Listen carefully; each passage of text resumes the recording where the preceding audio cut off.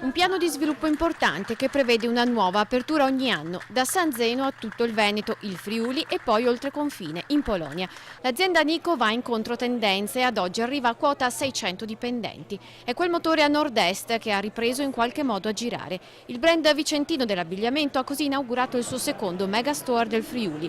Dopo l'apertura a fine anni 80 del primo negozio, il marchio Veneto ha deciso di raddoppiare la sua presenza in regione, a Udine. Questo qua è il 13° punto vendita che apriamo, siamo presenti in 11 punti vendita in Italia, 2 in Polonia e siamo arrivati a oltre 600 dipendenti. Può sembrare poco significativa l'apertura di un punto vendita, in realtà come qua a 4.600 metri sono veramente un impegno importante. Il nuovo megastore da 4.600 metri quadrati fa parte di un piano industriale di espansione graduale e ragionata per la catena nata a San Zeno di Cassola in provincia di Vicenza. Quello di Udine sarà il 13° punto vendita in Europa. Qui siamo riusciti a portare un format completo con abbigliamento uomo-donna, bambino, intimo e arredo casa. In questo punto vendita qua diamo un'occupazione a circa 40 persone. Un brand che nasce nella culla del manifatturiero, partito tra le bancarelle ambulanti e da una bottega di paese. Io sono cresciuta respirando quest'area